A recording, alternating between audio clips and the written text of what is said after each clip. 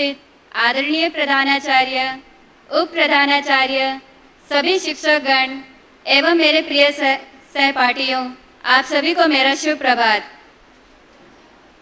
हम एक बार फिर रामायण कथा के दूसरे भाग के कुछ दृश्य नृत्य नाटिका के माध्यम से आपके समक्ष प्रस्तुत करने जा रहे हैं।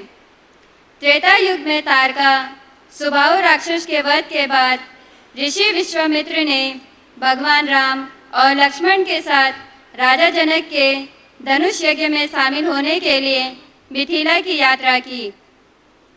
इनके आने की खबर सुन राजा जनक उनके ठहरने का समुचित प्रबंध करते हैं, जिसके कारणवश यह स्थान विश्वामित्र आश्रम के नाम से विख्यात हुआ।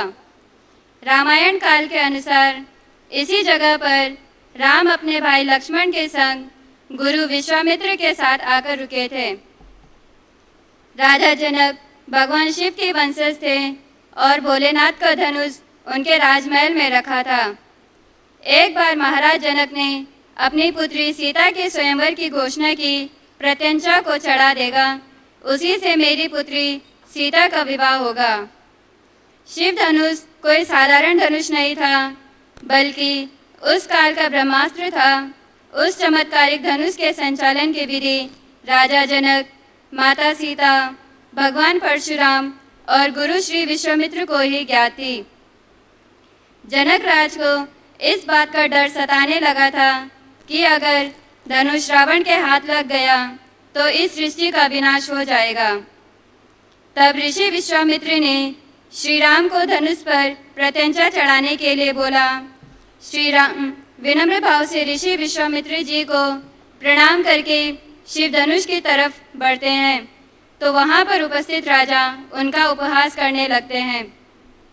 लेकिन भगवान विष्णु के अवतार श्री राम सहर्ष भाव से शिव धनुष को प्रणाम करते हैं और अपने एक ही हाथ से शिव धनुष को उठा लेते हैं, जिसे देखकर वहाँ उपस्थित सभी राजा हैरान रह जाते हैं।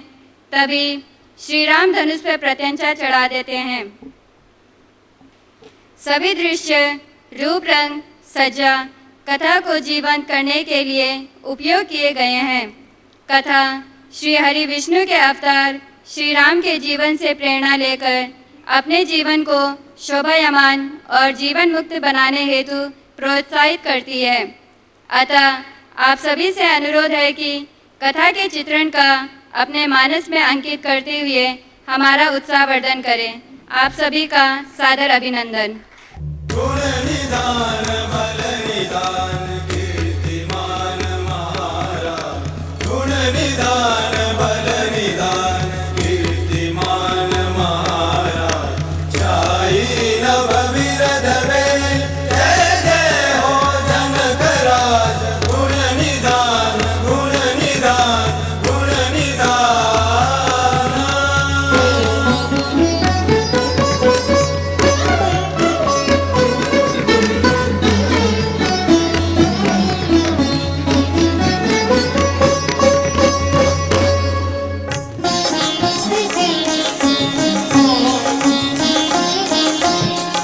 राजकुंवर तेहि अवसर आए, मनहु मनोरथ सब तनु छाए।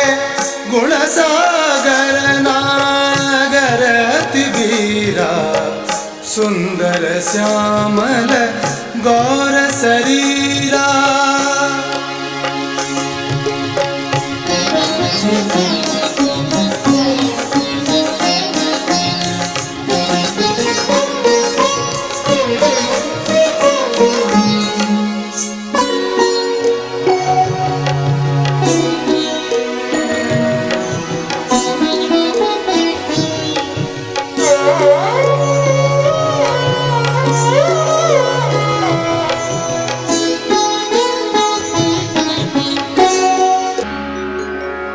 जनक ने रचा स्वयंवर है, भोजन सीता का वर है। सिंह जो सबसे प्रियवर है, रचा इसीलिए स्वयंवर है।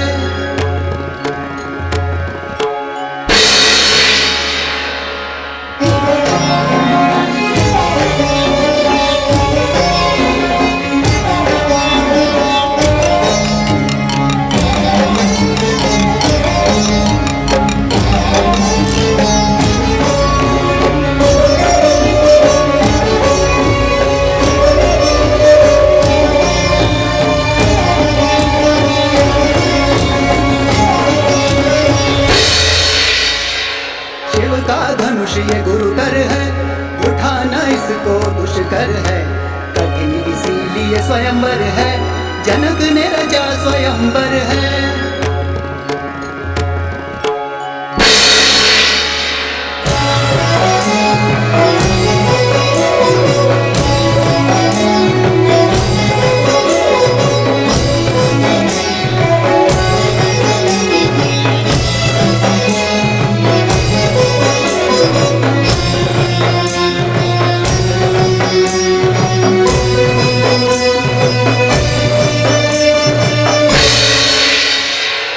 वीर जो चाप सके इसको, सिय के योग्य वही वर है। सिय जो सबसे सुंदर है, रचा इसीलिए स्वयंवर है।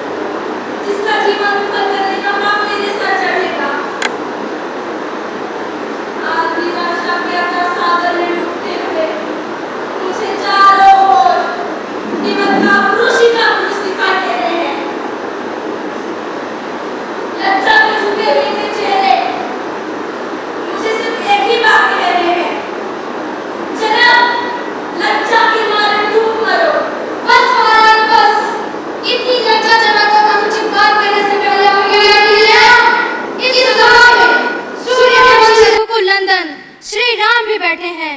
महाराज जनक, जिस सभा में रघुवंश में से कोई एक भी बैठा हो, उस सभा में इस तरह की बात करने का कोई साहस भी नहीं करता, और आप रघुवंश नंदन श्री राम को वीरता की चुनौती दे रहे हैं। आप इसका परिणाम जानते हैं। मुझे मेरे भैया की चरणों की सौगंध, यदि आज मेरे गुरु मुझे यह आज्ञा दे तो ये पुराना शिव धनुष क्या चीज है। मैं पूरे ब्रह्मांड को गेंद की तरह उछालकर इस तरह पटकूं कि टुकड़े टुकड़े हो जाए। मुझे माफ कीजिए ज्येष्ठ भ्राता, मुझसे आपका अपमान सहा नहीं गया। मुझे आज्ञा दीजिए कि मैं महाराज जनक के अपमानजनक शब्दों का समुचित उत्तर दे सकूं। शांत हो वत्स, अपने आसन पर विराजो। राम।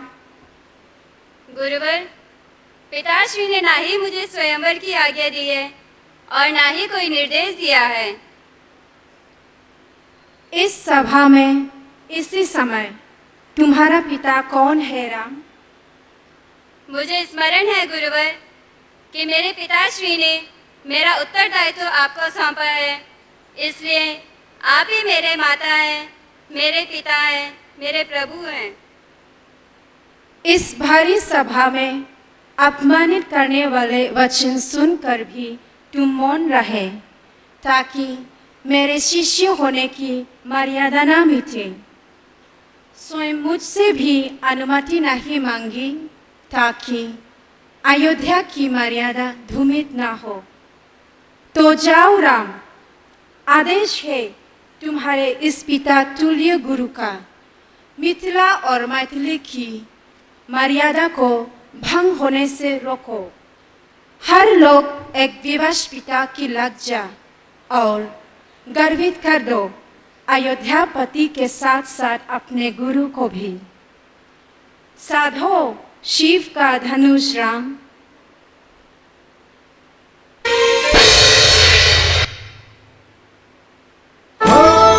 विश्वामित्र समय शुभ जानी, बोल अति स्नेह में बानी। उठहु राम भजहु भव चापा, मिटहु तात जनक परितापा।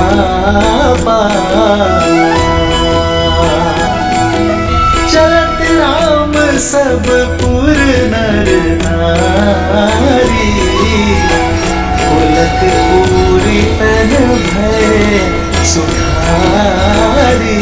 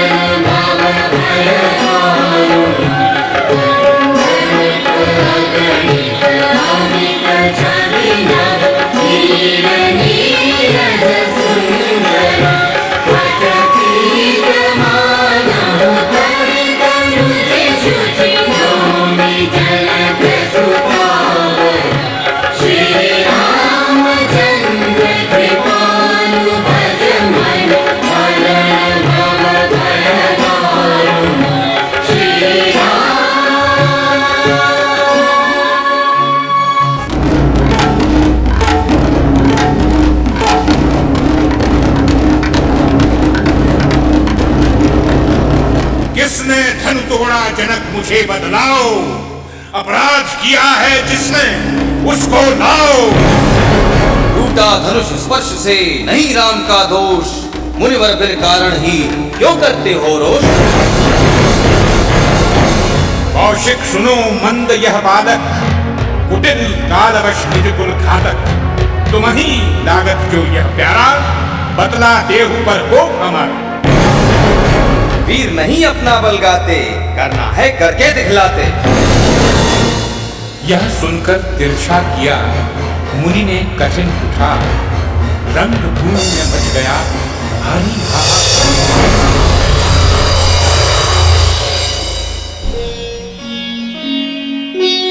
आप कृपाल महाज्ञानी हैं, गुणशील महान क्षमादानी हैं। बालक अज्ञानी मत कोप करें, दया करें प्रभु, दया करें।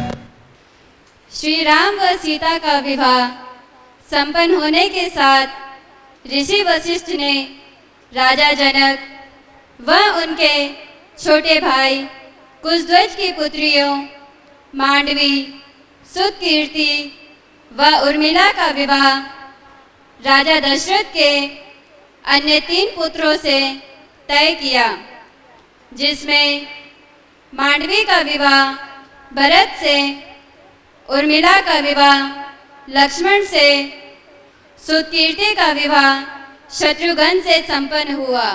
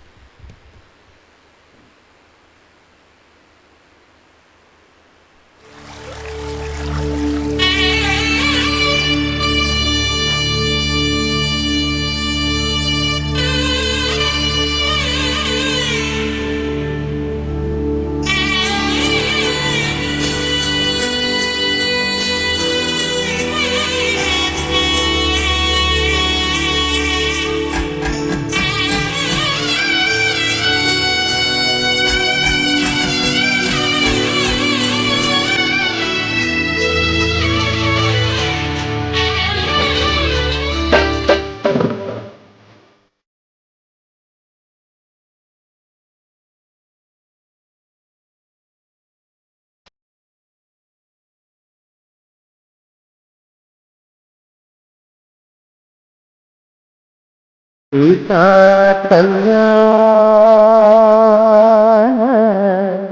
वैभोग राम कल्याण वैभोग सीता कल्याण वैभोग राम कल्याण वैभोग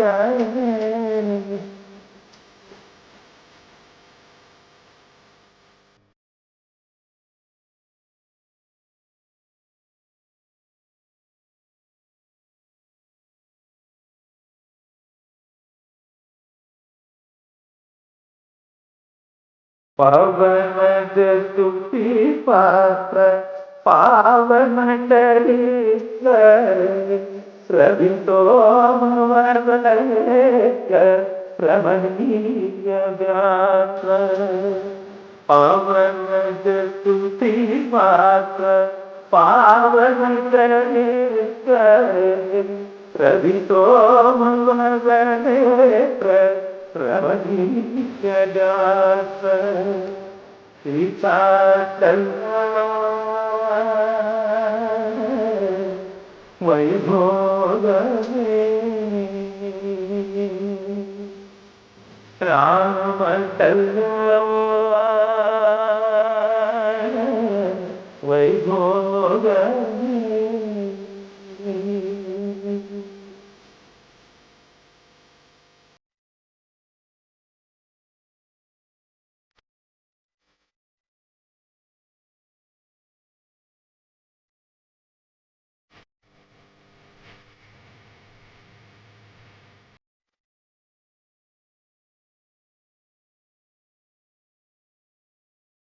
सीता कल्याण वैभोग राम कल्याण वैभोग वैभोग वैभोग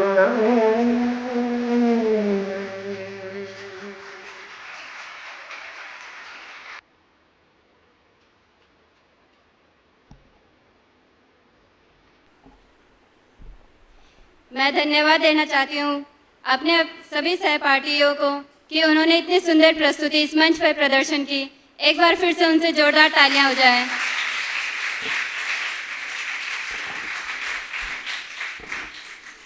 अब मैं हमारे आदरणीय प्रधानाचार्य रेवरेंड फादर फ्रांसिस जी को यहाँ पर आमंत्रित करती हूँ कि वे यहाँ पर आके हमें अपने शब्दों से इंगित करें। मैं आज के इस प्रस्तुति के बारे में कितना भी बोलूं पर्याप्त नहीं होगा, इसलिए एक बार मैं भी आप सभी के साथ मिलकर आज के इस अच्छे प्रस्तुति के लिए हमारे टीचर जो मिस प्रार्थना है और हमारे द्वितीय वर्ष के कला छात्राओं को मैं एक बार और शुभकामनाएं या बधाई देता हूं। हम तो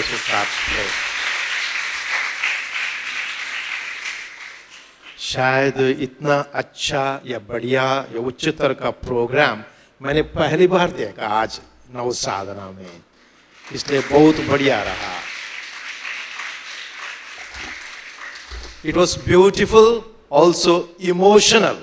हमारे यहाँ पीछे बैठी थी वो भी पता नहीं रो रही थी कि हंस रही थी, लेकिन बहुत बढ़िया रहा। जैसा कि मैंने पिछले इतवार के शनिचर के दिन कहा था, सेमिनार के दिन, जो भी हम लोग यहाँ स्टेज पर जो प्रस्तुत करते हैं जो सेमिनार, वो हमें जैसा कि निष्क्रिय सुनने से सीखने से हमें सक्रिय किस प्रकार हम सीखते इसमें मदद करता है। और उसी विचार को आगे बढ़ाते हुए मैं यही कहना चाहूँगा आज दो विचार। एक है every seminar helps us to evaluate, जैसे कि मूल्यांकन करना किसी विषय को जो क्लास में हमें पढ़ाया जाता है। हम लोग स्टूडेंट्स जो छात्र छात्राएं बैठकर सुनते हैं हमारे गुरुजनों को, लेकिन जब भी हम यहाँ मंच पर आकर उसको हम प्रस्तुत करते हैं, हम आसानी से इस विषय को मूल्यांकन कर सकते हैं कि कैसे हम लोग ने क्लास में पढ़ाया या सीखा, या उसका कैसे उसका मर्म को हम लोगों ने कैसे समझा है। ये सबसे पहले बहुत ही ये उसको इम्पोर्टेंट है कि हम लोग किस प्रकार उसका अर्थ या मर्म समझे सेमिनार के द्वारा। इसलिए हमें वो मूल्यांकन करने के लिए मदद करता है। दूसरी बात है, जैसा कि कहावत है, action speaks louder than words. करनी कथनी से भी ताकतवर होती है। जो भी हम करते हैं उसका असर हमारे जीवन में पड़ता है। जो हम सुनते हैं, कहते हैं, बोलते हैं, कभी कभी लोगों को विश्वास नहीं होता है। कभी कभी ये भी सोचते हैं कि क्लास में टीचर पढ़ा नहीं, क्या पढ़ा रही हैं, क्या पढ़ा रहे हैं, किसका कितना हमारे जो स्टूडेंट्स उसको समझ रहे हैं। लेकिन जब ये स्टूडेंट्स जो भी क्लास में पढ़ाया जाता है उसको आकर मंच पर उसको प्रस्तुत करते हैं, उसका अर्थ, उसका मर्म हम सब कुछ समझ पाते हैं। इसलिए आज हमारे टीचर और स्टूडेंट ने एक साथ मिलकर इसका मर्म और भी हमें समझाया है। इसके लिए मैं हमारे टीचर्स और हमारे स्टूडेंट सबको धन्यवाद देता हूं और आशा करता हूं आने वाले सेमिनार जो है इससे भी बेहतर हो। मतलब ये नहीं कि अच्छा नहीं हुआ, बहुत बढ़िया हुआ। तो इसलिए एक बार फिर आप सभी को बधाई और शुभकामनाएं देता हूं। बहुत बहुत धन्यवाद। अब मैं हमारे डॉक्टर रामसुधार सर जी को बुलाना चाहती हूँ कि वे यहाँ आए और हम सभी को सीता स्वयंवर का महत्व और रामायण पर कुछ सीख दें। बहुत बहुत धन्यवाद। कितने मार्क्स दिए जाएं 100 में से? 101 बहुत अच्छा।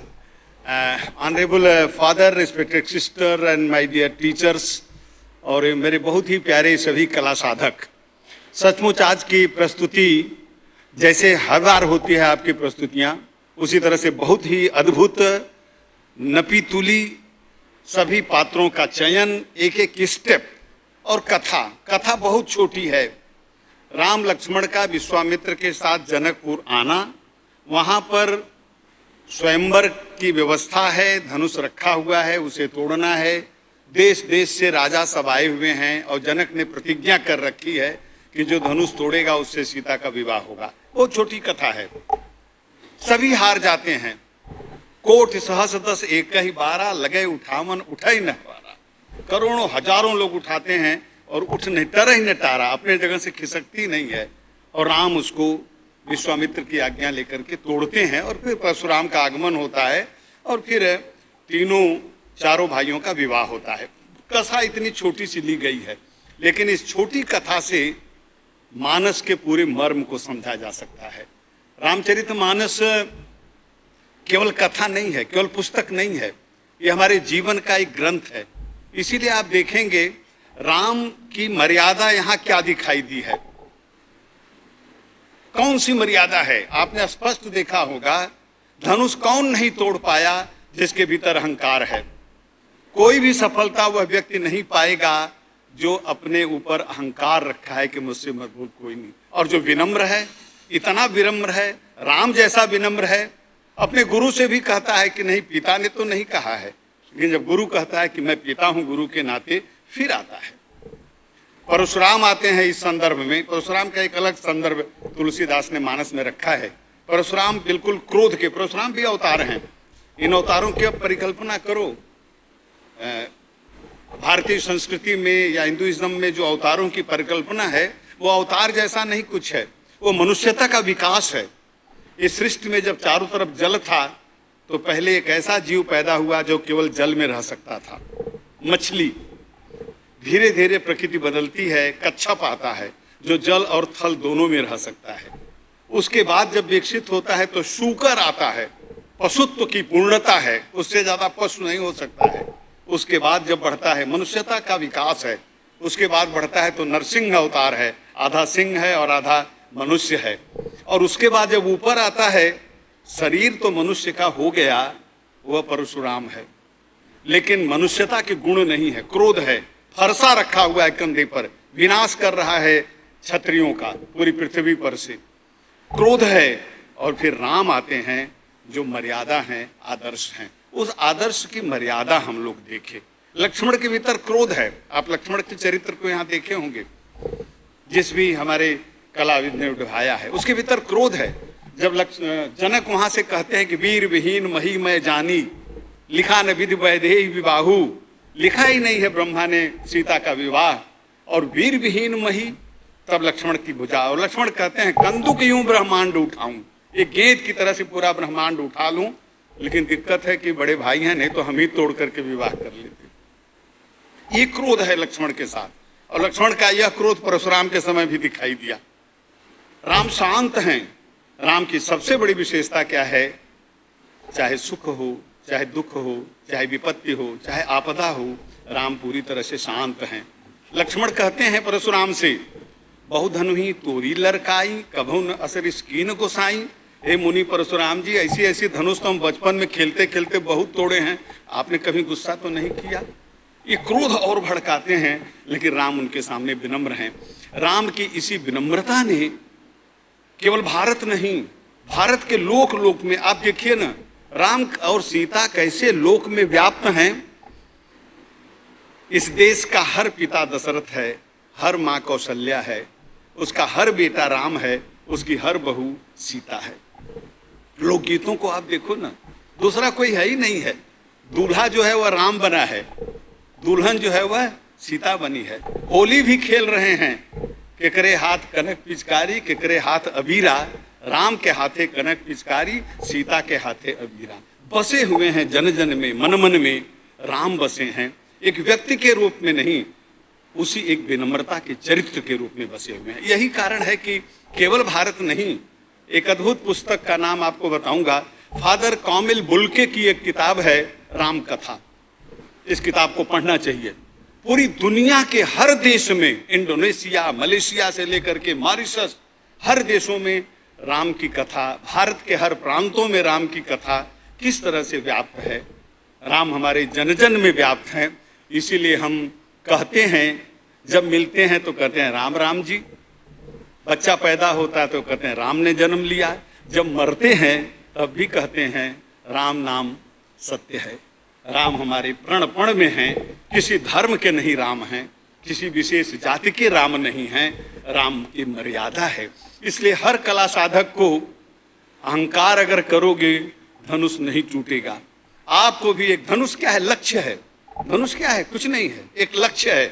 अगर हमें अपने लक्ष्य को साधना है, अगर हमें अपने लक्ष्य को तोड़ना है, अगर हमें अपने लक्ष्य से पार जाना है, तो क्या करना होगा?